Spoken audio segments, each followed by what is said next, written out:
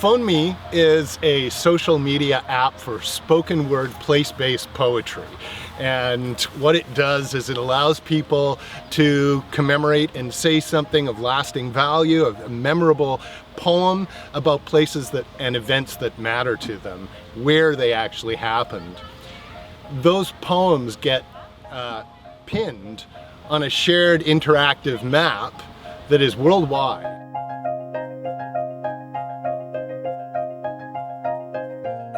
For example, you could take out your phone and you could open up PhoneMe and you could write a poem.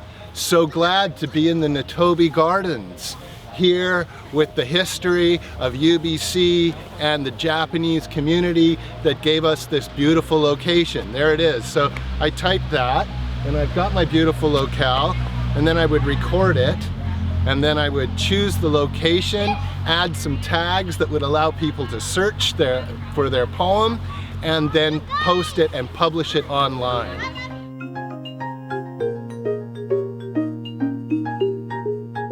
Okay, I'm just going to click on one of the poems, and this is a poem.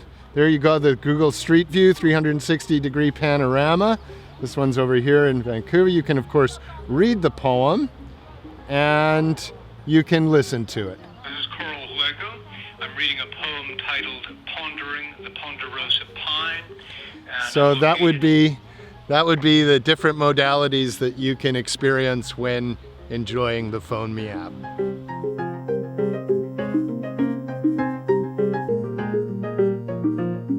PhoneMe started as a place-based creative writing practice, and we started our workshop at the UBC Learning Exchange, which is located in the Vancouver's downtown east side. We think that through PhoneMe project, people in the downtown east side can participate in the meaning making of, or express what their local areas mean to them. I think the issues with places like the downtown east side is that they're undergoing enormous transition, and they're always being reported on from outside of the community.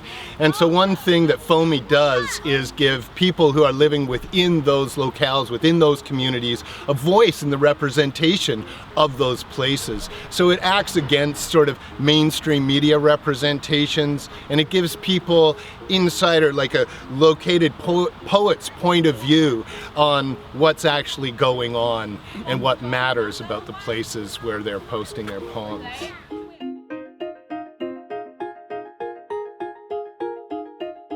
It connects the poem itself, the text, the sound of the poet's voice and performance. The ambient sounds of where the poem is performed get captured in that sound.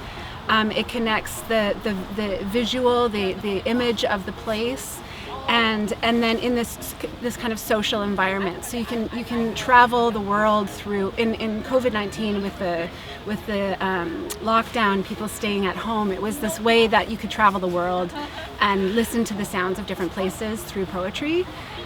We were just working on a paper about how this changes poetry, and it does. It's a different genre.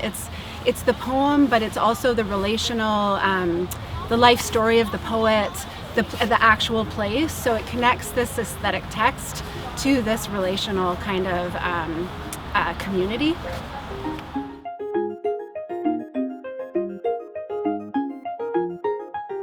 People spend most of their time today communicating and writing on devices just like this. And what PhoneMe does is it introduces a place for poetry to exist in mobile technologies, which it really hasn't so far, and which is an innovative space for this particular age-old genre to find a new life and a new form of connecting people through poetic expression.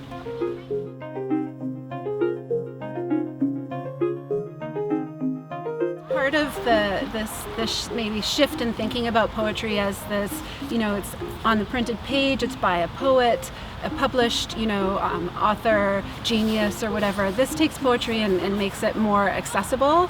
The idea is to use the moment and not worry too much about perfection.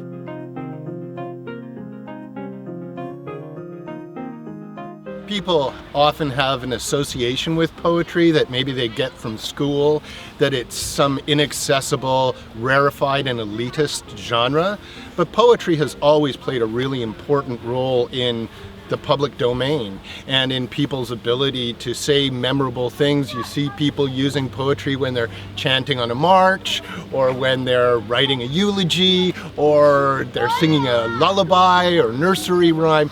So poetry has this very important place in people's daily lives.